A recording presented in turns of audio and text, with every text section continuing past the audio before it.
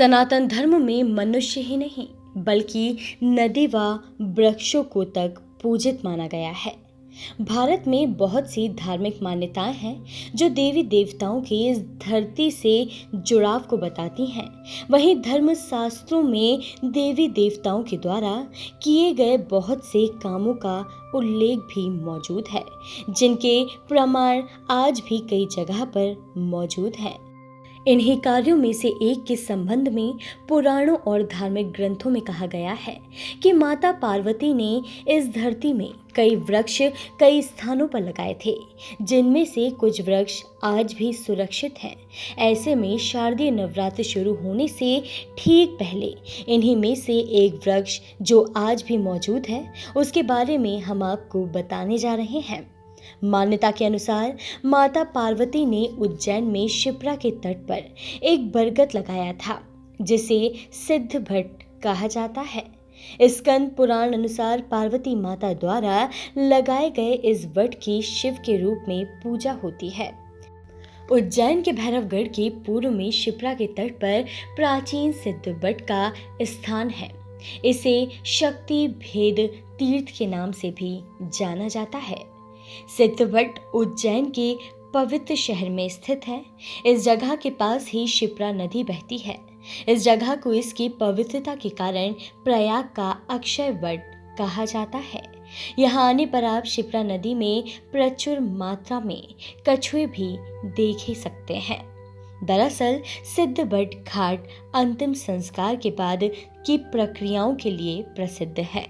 देश भर से सैकड़ों लोग संस्कार कर्म करने के लिए साल भर यहाँ आते रहते हैं। पुराणों में भी इस जगह को प्रेत शिला तीर्थ कहा गया है। स्थानीय लोगों का मानना है कि देवी पार्वती ने इस जगह पर तपस्या की थी। वहीं लोहे की चादर में तक छेद करके बाहर निकल आई थी बरगद की शाखाएं। एक किंवदंती के अनुसार पूर्व में यह पेड़ काट दिया गया और पूरा इलाका लोहे की चादरों से ढक दिया गया था, लेकिन इसके बावजूद बरगद की शाखाएं पुनः लोहे की चादर में छेद करके बाहर निकल आई थी। उस दिन से स्थानीय लोग इस जगह को पवित्र मानते हैं और नाथ संप्रदाय के लोग इस जगह पर पूजा भी करते हैं। हिंदू मान्यता के अनुसार संसार में केवल 4 ही पवित्र वट वृक्ष हैं।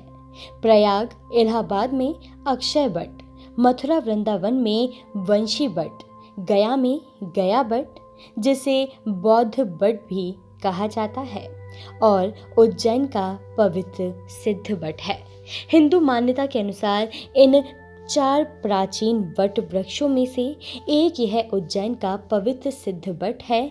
वहीं नासिक के पंचवटी क्षेत्र में सीता माता की गुफा के पास 5 प्राचीन वृक्ष हैं, जिन्हें पंचवट के नाम से जाना जाता है। वनवास के दौरान राम, लक्ष्मण और सीता ने यहाँ कुछ समय बिताया था। मुगल काल में इन सभी वृक्षों को खत्म करने के कई प्रयास हुए, लेकिन इन्हें खत्म नहीं किया जा सका।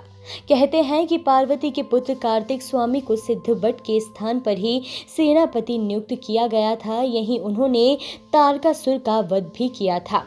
उज्जैन के पवित्र सिद्ध भट्ट 3 तरह की सिद्धि प्रदान करते हैं: संतति, संपत्ति और सद्गति। तीनों की प्राप्ति के लिए यहाँ पूजन किया जाता है। सद्गति अर्थात पितरों के लिए अनुष्ठान किया जाता है। संपत्ति अर्थात लक्ष्मी कार्य के लिए वृक्ष पर रक्षा सूत्र बांधा जाता है, और संतति अर्थात पुत्र की प्राप्ति के लिए उल्टा साथिया बनाया जाता है। यह वृक्ष तीनों प्रकार की सिद्धि देता है, इसलिए इसे सिद्ध भट्ट कहा जाता है। स्थानीय लोगों का मानना है कि देवी पार्वती ने इस जगह पर तपस्या की थी। स्कंद पुराण में इसको कल्प वृक्ष भी कहा गया है। वहीं यह पितृ मोक्ष का तीर्थ भी बताया गया है। यहाँ पर नागबलि, नारायण बलि विधान का विशेष महत्व है। संपत्ति, संतीत और सद्गति की सिद्धि के कार्य होते हैं। यहाँ पर काल सर्प शांति का भी विशेष महत्व है। इससे काल सर्प दोष भी पूजा जाता है। वर्तमान में इस सिद्ध भट्ट को कर्मकांड, मोक्ष कर्म, पिंडदान, काल सर्प दोष पूजा एवं अंत्येष्टि के लिए प्रमुख स्थान माना जाता है। बताया जाता है कि स्कंद पुराण के अनुसार पार्वती माता द्वारा लगाए गए उज्जैन के इस वट की शिव के रूप में पूजा होती है।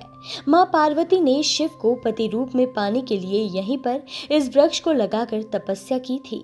माता की तपस्या से प्रसन्न होकर शिव ने प्रकट होकर पार्वती माता को पत्नी के रूप में स्वीकारा ही नहीं, बल्कि यह वरदान भी दिया कि जो कोई इस वट वृक्ष पर दूध चढ़ाएगा उसे मेरा आशीर्वाद मिलेगा और उसके पितरों को मोक्ष की प्राप्ति होगी। कहते हैं कि तारकासुर के पुत्र का वध के लिए इसी वट के नीचे पार्वती के पुत्र कार्तिक स्वामी ने घोर तप किया और फिर उन्हें यहीं पर सेनापति नियुक्त किया गया था। बाद में इस वट वृक्ष के भगवान शिव से सिद्ध भट्ट घोषित कर उसके युगों युगों तक बने रहने का वरदान दिया।